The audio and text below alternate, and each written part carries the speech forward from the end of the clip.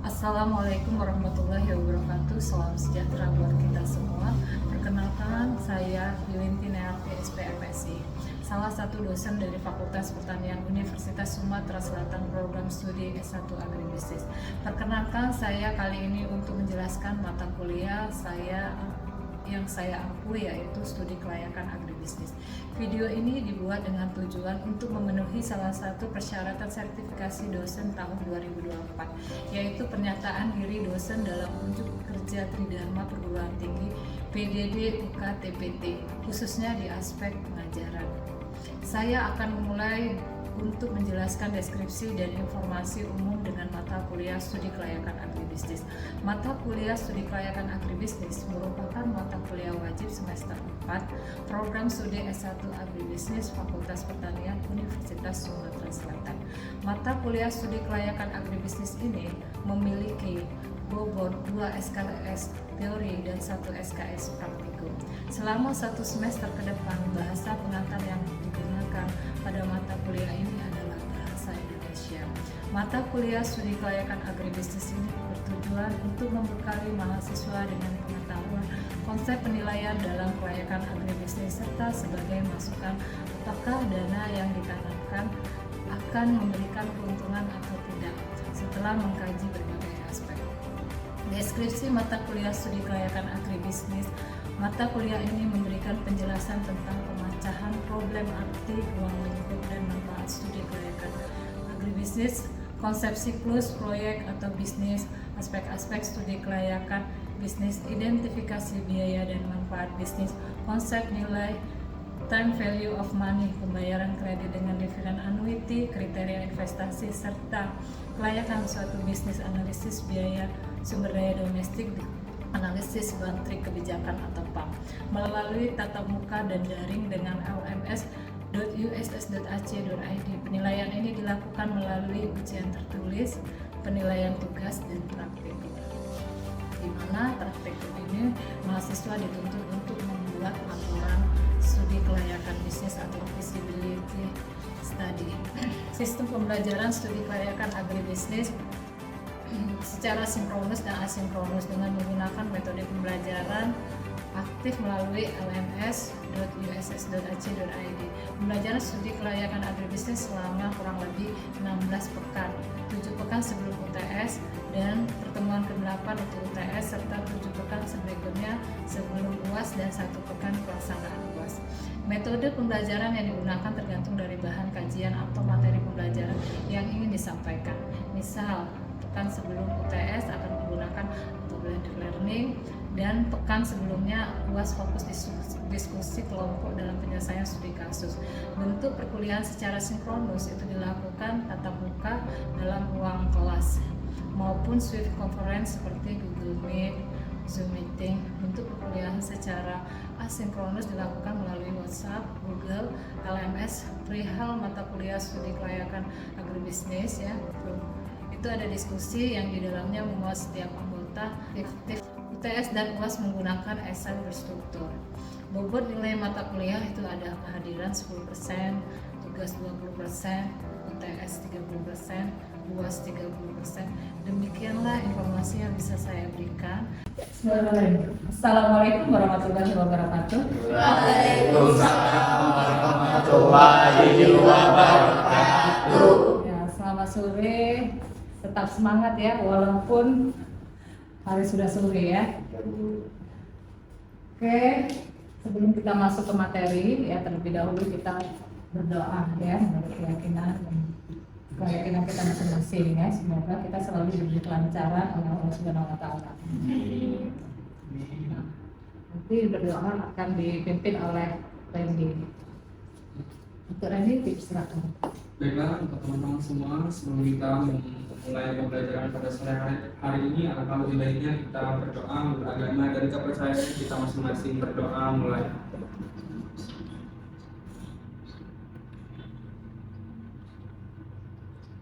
Berdoa selesai. Sekarang kan absen sudah dibuka, disimak ya, silakan kalian absen. Sebelum masuk ke kriteria investasi, Sebelumnya ya, ini kan pertemuan ke-11 ya. Nah, sebelumnya kita sudah belajar namanya break-even point. Antara kalian siapa yang bisa untuk apa sih ya break-even point itu? Oke, baik. Silakan. Break-even point atau titik pas salah satu kondisi di mana perusahaan dalam proses satu barang tingkat penjualan pendapatan dari modal yang dikeluarkan itu berarti tidak sama atau impas. Oke, terima kasih ya. Benar ya? Nah, break-even point itu di mana usaha itu tidak dirugikan maupun diuntungkan ya. Jadi kriteria investasi ini adalah alat yang sering kita gunakan untuk menghitung atau menilai ya berapa besar keuntungan ya, kapan kembali modalnya ya, itu yang harus kalian pahami ya. Oke.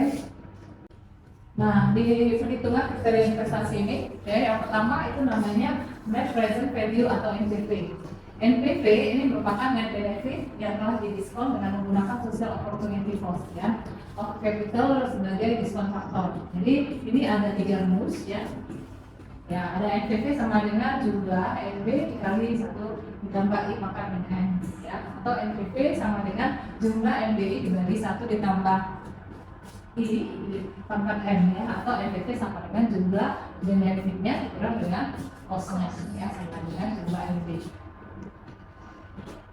Nah, di sini kriterianya NPV itu lebih besar dari 0 itu layak, NPV lebih kecil dari 0 itu tidak layak, NPV sama dengan 0 itu BIP tadi. Benar kata Sri tadi ya, tidak titik impas. Karena usaha itu tidak untuk memperdulikan. Nah, di contoh soal ini ya, kita lihat dalam berdasarkan hasil penelitian ya, dana investasinya 35 juta dialokasikan selama 2 tahun ya. Di tahun pertama, di tahun ke-0 ya, itu persediaan jadi 20 juta dan tahun pertama itu 15 juta. Jadi kalau di pabrik itu dimulai di tahun kedua untuk pengembangan ya.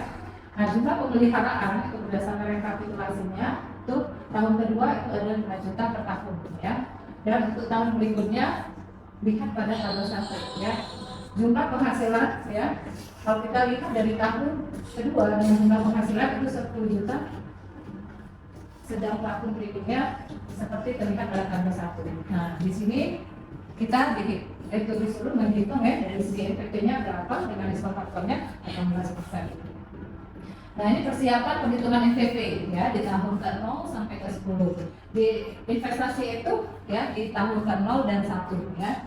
Nah, ini di tahun ke-0 itu 20.000, di tahun pertama itu 15.000 ya.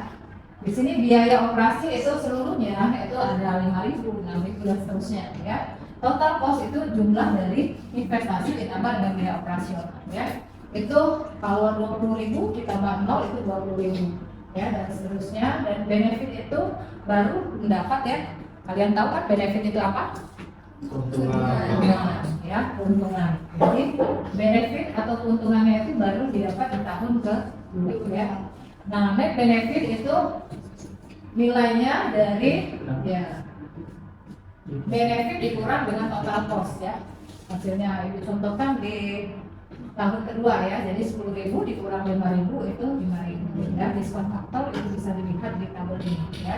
Itu 18%. Jadi kita lihat kalau 0% dia 1 nilainya. Tapi kalau 1 sampai ke ini bisa sampai 20 ya, itu tergantung dari umur proyeksinya ya, atau umur ekonomisnya. Jadi ini sampai 10, jadi ini saja sampai 10 ya. Nah, di sini nanti ada present value. Present value itu diskon faktor 18% dikali dengan net benefit ya. Jadi contohkan 1 itu dengan tahun kedua 0,7182 dikali 5.000 itu 3.501 ya. Dengan jumlah itu 11 juta. Kalau ini ya 11.115,73. Nah, sekarang kalau kita lihat dibandingkan dengan 1.000 ya, jadi 11.115.730. Ini artinya NPV-nya lebih besar dari 0. Yang artinya apa? Usaha itu layak. Nah, ini persiapan perhitungan NPV ya. Kalau persiapannya Di sini ada tahun ke 0 sampai 10 ya, investasi itu sama, biaya operasional itu sama, total cost yang sama ya, benefitnya juga sama dengan yang tadi ya. Net benefitnya ya, kalau net benefit itu tadi sudah tahu ya, 0 dikurang dengan 20.000 itu negatif 20.000, 10.000 dikurang ya, tahun kedua 10.000 ya, dikurang 5.000 jadi 5.000 dan seterusnya. Diskon faktor tadi sudah tahu ya. Nah, sekarang kita cari nilai B dengan C-nya. Ini B itu benefit yang sudah didiskontokan ya.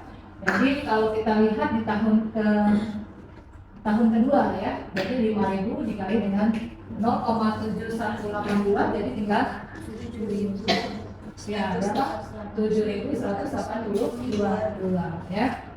Oh iya, benefitnya di 10.000 ya, kawan. Itu 10.000 dikali 0, cari benefitnya ya. Kalau yang cost itu dikali dengan total cost-nya ya. Contohnya yang 20.000 ya. 20.000 dikalikan 1 itu dia tetap 20.000, 15.000 dikali dengan 0,8475 itu jadinya 12.713. Semuanya nilai B dengan C itu dijumlahkan ya. Nilai B itu nilainya 69.080 ya. Sedangkan yang nilai C-nya itu 57.900. Nah, di sini kita lihat NPV-nya itu ya jumlah B kurang C ya. Jadi 69.080 dikurang 57.966 ya. Jadi hasilnya berapa? 11.100. Nah, itu kita kalikan dengan 1.000 jadi 9.100 ya. Nah, hasilnya menunjukkan bahwa NPV itu lebih besar dari 0 ya. Dan layak untuk diusahakan. Nah, ini contoh soal kedua. Contoh soal yang kedua ini perusahaan ya, pimpinan perusahaan ini ingin mengganti mesin lama ya dengan mesin yang baru ya. Tetapi dia kan mau lihat dulu apakah menguntungkan atau tidak. Kalau kita beli mesin yang baru, apakah menguntungkan? Kalau ini tidak menguntungkan, lebih baik ya tadi ya, dan dibeli ya. Nah, ini kita lihat ya, kalau kita ganti dana investasinya 75 juta ya. Kalau umur ekonomisnya kan 5 tahun ya. Nah, di tahun yang kelima itu sebesar 15 juta. Berdasarkan pengalaman pengusaha itu cash flow-nya 20 juta. Ya, biaya modalnya itu 18% per tahun. Nah, ini apakah layak ya dilihat dari PP dan IPP-nya.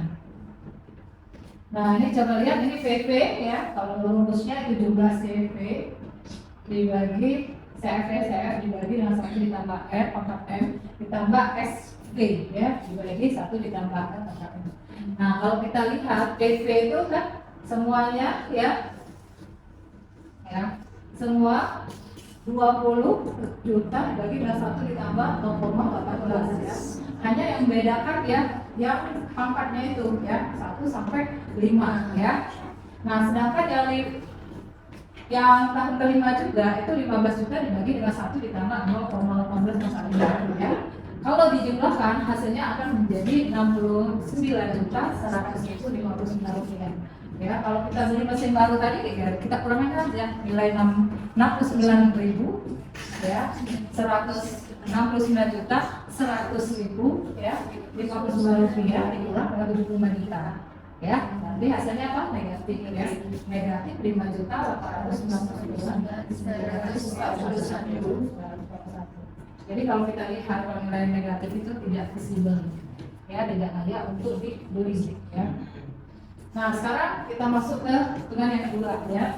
Hitungan yang kedua itu namanya internal rate of return atau IRR. Ya, IRR ini tingkat diskon rate yang menghasilkan NPV-nya sama dengan 0 ya. Jadi IRR ini lebih besar dari XOCC ya. Kalau itu layak, kalau IRR sama dengan XOCC dia PP ya. IRR lebih kecil dari XOCC dikatakan bahwa proyek tidak layak. Nah, kalau kita lihat ini rumusnya IRR sama dengan I1 ditambah NPV 1 dibagi dengan NPV 2 dikurang NPV 1 ya. NPV 1 dikurang NPV 2 ya dikali dengan I2 dikurang I1. Sampai di sini ada yang ditanyakan? Boleh? Ada nanya? Ada nanya enggak? Ya, nanya Pak. Apa kriteria dalam melakukan investasi? kriterianya ini sebagai alat ya. Sebenarnya kriteria investasi itu sebagai alat yang digunakan untuk mengukur ya apakah usaha yang kita lakukan itu layak atau tidak. Nah, dari layak dengan tidaknya itu kita akan mengukur dengan penanaman modal. Jadi dana itu ditanamkan dulu. Nah, dari situ nanti usaha itu layak atau tidaknya. Dari proyek itu dari proyek yang layak nanti kita kembangkan ya. Oke. Paham?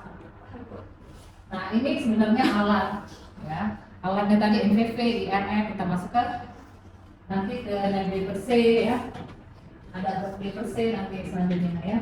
Nah, ini IRR ya. Di IRR ini yang tadi sama ya, 0 sampai 10, net benefitnya ya 10 juta, diskon faktor, ini kan sudah tadi ya. Nah, cuma yang membedakan itu present value-nya sudah ada yang tadi ya, hasil totalnya itu 11.115,73 ya.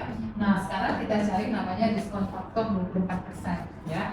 Sebenarnya kalau kamu hitung itu harus dihitung sampai nilainya itu ketemu negatif ya. Kalau kita terus ketemu sampai negatif baru kita berhenti ya. Nah, disinilah present value-nya ketemulah diskon faktornya 24% ya. Nah, ini kita lihat dari sini ya. Di sini ada tabelnya yang 24% itu kita ambil ya yang 1 sampai 10 kita pindahkan ke sini ya. Sedangkan kalau yang 0 itu 1 nilainya. Nah, present value ini kita kalikan aja nilai 1 dikali dengan negatif 20.000 dan seterusnya ya. Betul. Nah, itu hasil present value sampai dijumlahkan nilainya itu menjadi negatif 48,94 ya. Nah, IRR ini ya karena tadi diskon rate-nya 0,18 atau 18% ya. Jadi ditambah dengan 11.115,73 dibagi dengan 11.115,73 ditambah. Kenapa dia ditambah negatif dikali negatif positif ya, ditambah 48,94 dikali dengan 0,24 dikurang 0,18 ya. Hasilnya itu IRR-nya itu 0,18 ditambah 0,05974 ya. Kalau kita kalikan itu dijumlahkan hasilnya 0,2397. Kita kalikan dengan 100% ya. Itu 23,97. Kalau kita lihat IRR-nya itu lebih besar dari nilai SOCC ya. SOCC itu tadi social opportunity cost of capital ya.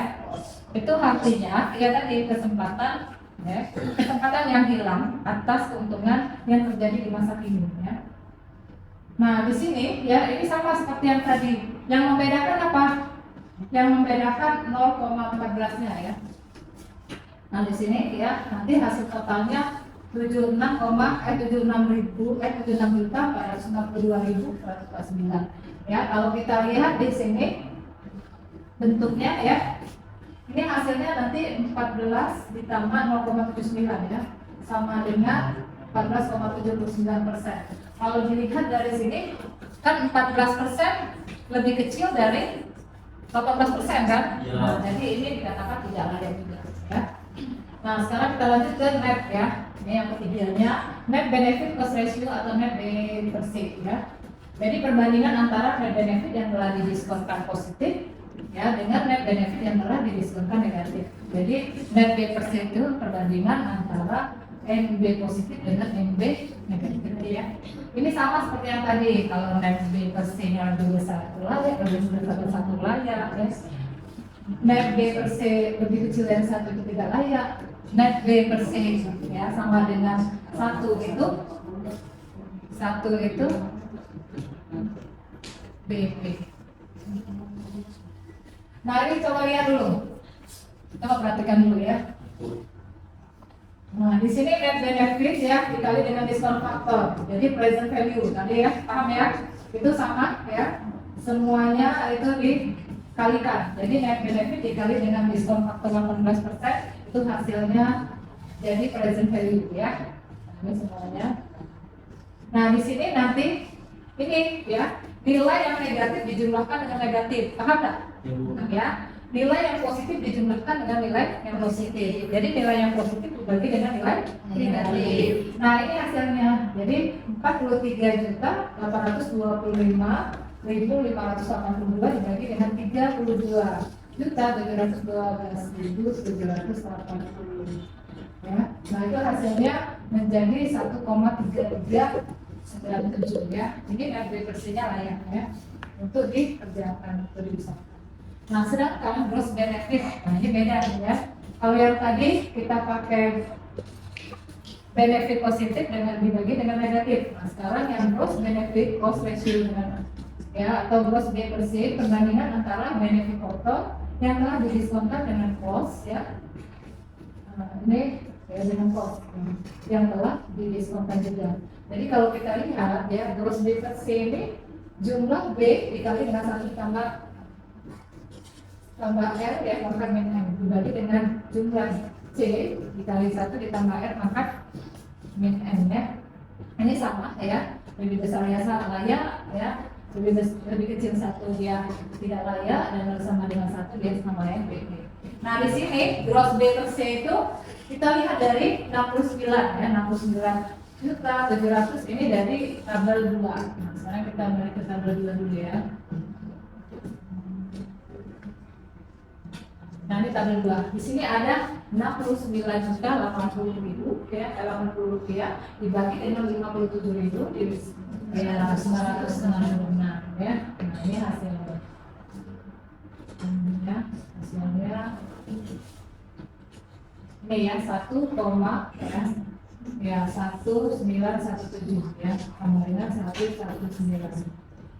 Nah sekarang kita masuk ke probability ya, probability ratio. Jadi ini merupakan rasio perbandingan antara selisih benefit dengan biaya operasional ya dan pemeliharaan ya jumlah investasi.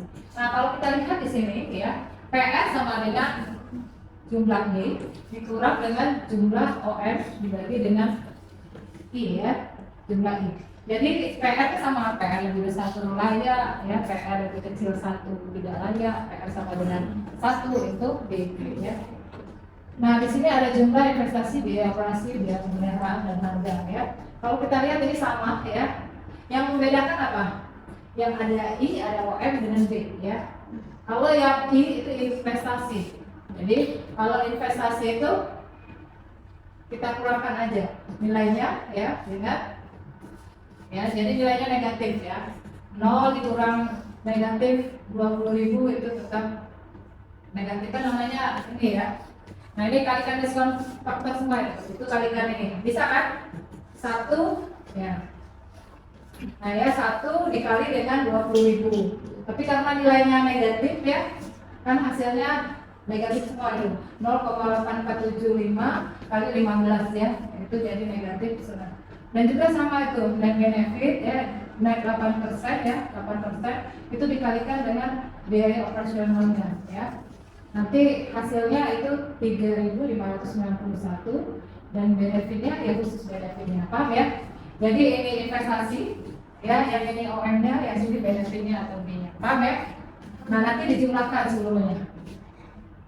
Nah sini PR ya PR-nya itu kita lihat dari sini 69078 ya itu dari benefit dikurang dengan OM-nya ya itu 25.253 rupiah dibagi dengan 32.712 ya hasilnya itu 1,3397. Kalau kita bulatkan itu jadi 1,34 ya dikatakan bahwa PR itu lebih besar dari 1 itu layak untuk dikerjakan ya. Terakhir ini ya. Ini terakhir yaitu PIB period yaitu jangka waktu tertentu yang menunjukkan terjadinya arus penerimaan atau cash flow ya yang secara kumulatif sama dengan jumlah investasi dalam bentuk present value ya. Jadi PIB period ini berapa tahun dia balik modal ya. Kita menanamkan modal nih ya. Kapan kalau kita sudah tanamkan itu kapan kita kembali ya. Istilahnya tuh untungnya ya. Nah ini PBP sama dengan BP ini 1 ditambah I dikurang ya jumlah I dikurang jumlah benefit dibagi dengan BP nya ya. BP itu jumlah benefit pada PBP ya. Nah kalau kita lihat tadi kan di tahun kelima ya ya, kelima sudah untung. Jadi ini penjumlahannya ya dari tahun pertama sampai ke dari tahun kedua ya, dari tahun kedua sampai ke 4 ya. 1, 2, 3, 4 ya, dari 1, 2, 3, 4 ya, kelimanya baru kita bisa. Jadi 5 ditambah 32.000 ya, tahu kan 32.000 dari mana? Ya, ya dari sini 32.000. Nah ini ya 32.000 karena biaya investasinya 32.712 ya. Ya, dikurang dengan 29 dari jumlah ini ya. Kalau kita lihat dari sini. Nih ya, seluruhnya. Kamu jumlahkan hasilnya ya. Itu sampai 7 benefitnya ya, sampai tahun kelima ya. 2, 3, 4, 5 ya. Paham ya? Baru tahun ke-6-nya itu baru tahun ke-6 kebagiannya ya. Jadi dijumlahkan seluruhnya jadi 29.137 dibagi dengan tahun ke-6-nya 7.718. Nah itu jadi 5 tahun ke-5 ditambah dengan 0,4596 ya. Kalau dijumlahkan hasilnya berapa? 5,4596 ya. Jadi di situ 5 tahun 5 bulan 15 hari ya. Saya hitungnya. Ada yang tanyakan tidak?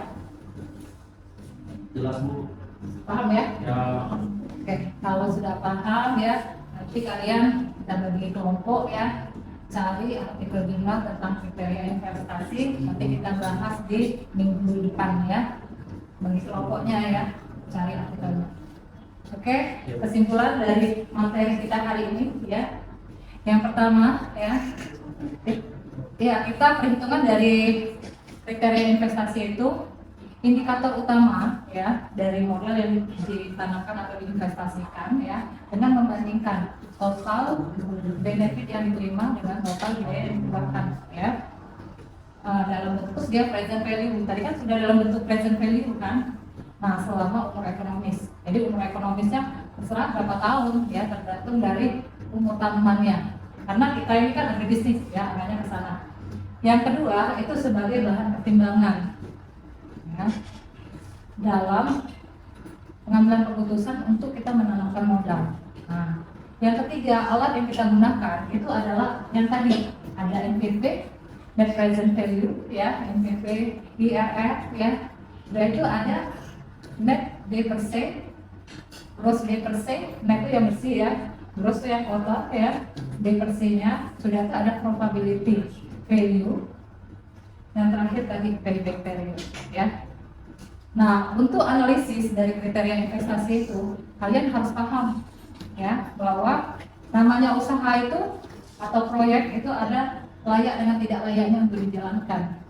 Nah bisa itu kita pilih satu atau beberapa proyek ya. Dan kita tetapkan bahwa skala prioritasnya apa ya dari proyek yang layak untuk kita jalankan.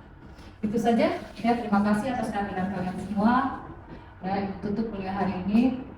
Wabillahi taufiq wal hidayah. Assalamualaikum warahmatullahi wabarakatuh. Waalaikumsalam warahmatullahi wabarakatuh.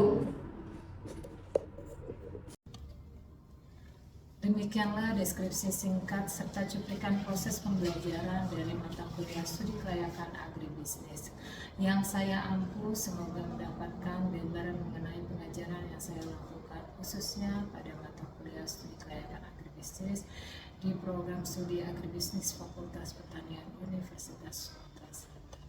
Saya mengucapkan terima kasih kepada seluruh tim penilai dan panitia SMAK dosen tahun 2024, khususnya sumber daya Dirjen Dikti Ristek Kemendikbud. Tidak lupa saya mengucapkan terima kasih kepada program studi agribisnis Fakultas Pertanian Universitas Sumatera Selatan, khususnya rekan-rekan dosen dan rekan-rekan mahasiswa. Demikianlah yang bisa saya sampaikan. Atas kekurangan dari saya mohon maaf sebesar-besarnya. Saya akhiri, wabillahi taufiq wal hidayah. Waalaikumsalam.